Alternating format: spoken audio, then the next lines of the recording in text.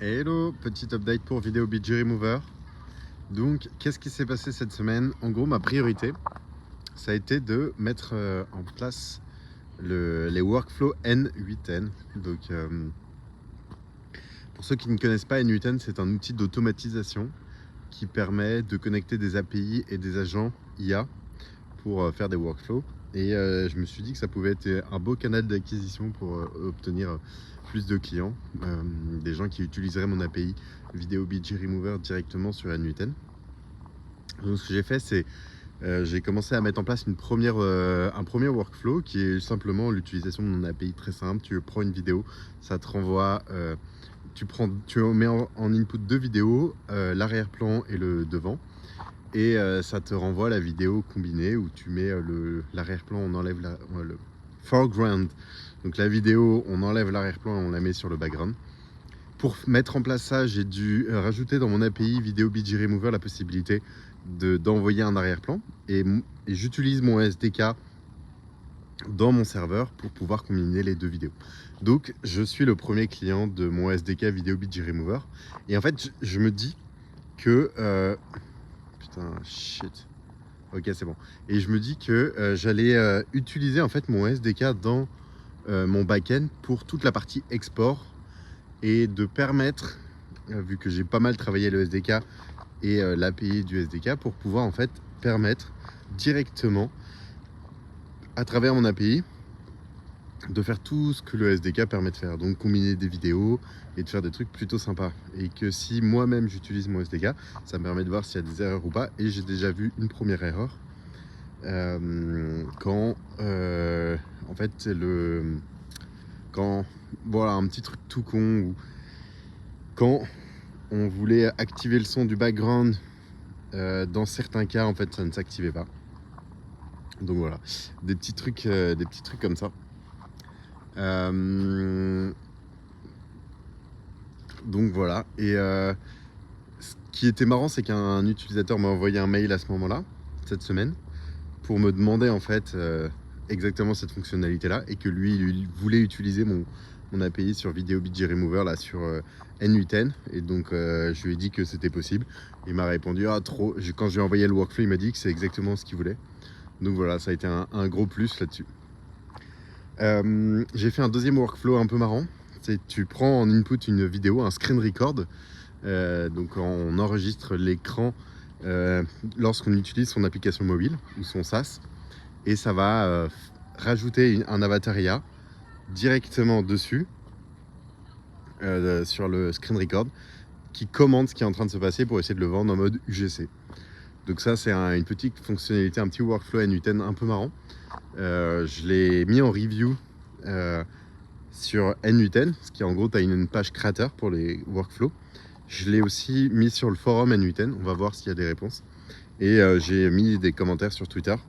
Donc voilà, on teste plusieurs trucs et je me donne 2 semaines vraiment à fond pour pouvoir poster, rajouter des workflows, tenter plein de trucs pour voir si ça peut prendre sur le canal d'acquisition N8N pour l'API de Video BG Remover.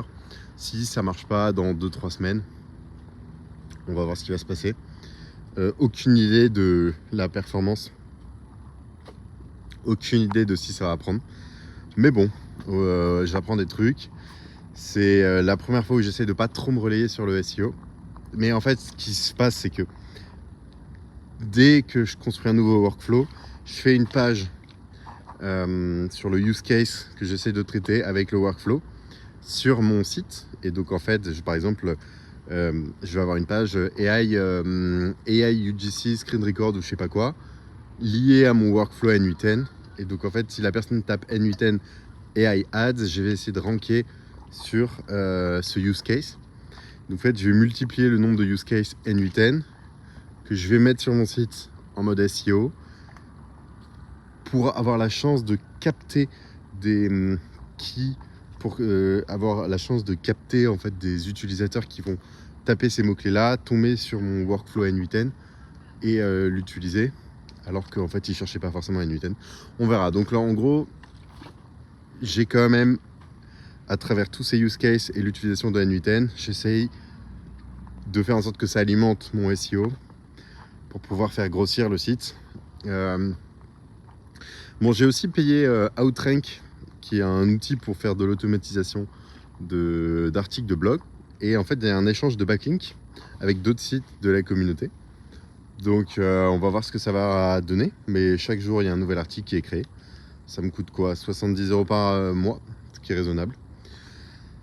Donc voilà, on teste plein de trucs. Il y a l'article de recherche de Sam3 qui est sorti. Donc en fait, c'est confirmé qu'il va sortir très bientôt.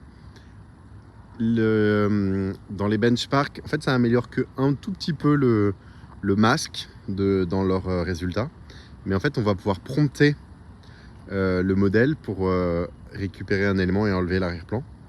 Donc je pense que je vais rajouter sur l'API la possibilité d'envoyer un prompt pour pouvoir enlever l'arrière-plan de tout sauf du texte en question.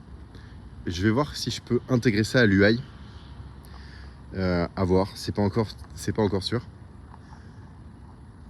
Je me pose la question de changer aussi un peu mon UI pour pouvoir permettre de rajouter des arrière-plans. Comme j'ai mon SDK maintenant. Et de permettre de... En fait, c'est que je suis allé sur le site de Canva, sur la partie vidéo, et en fait, j'adore leur UI. Et je me pose la question de si je peux pas en fait simplement le copier pour Video BG Remover. Parce que vraiment, elle est assez jolie. Et je kifferais avoir une UI de la même chose, de la même forme que Canva.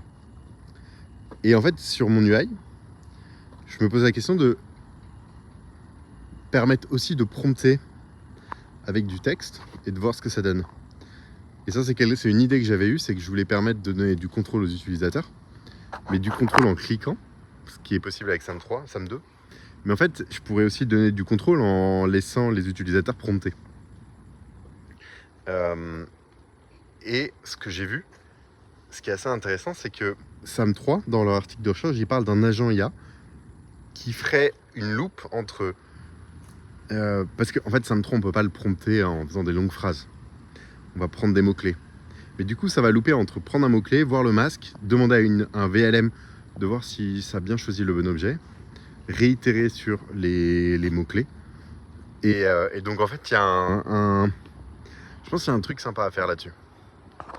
Sur, voilà, le prompting par texte. Voilà. C'était un long feedback, un peu nonchalant. J'espère que c'était pas trop nonchalant. Mais ça donne un petit peu tous les retours de la semaine. Ciao et à la semaine prochaine.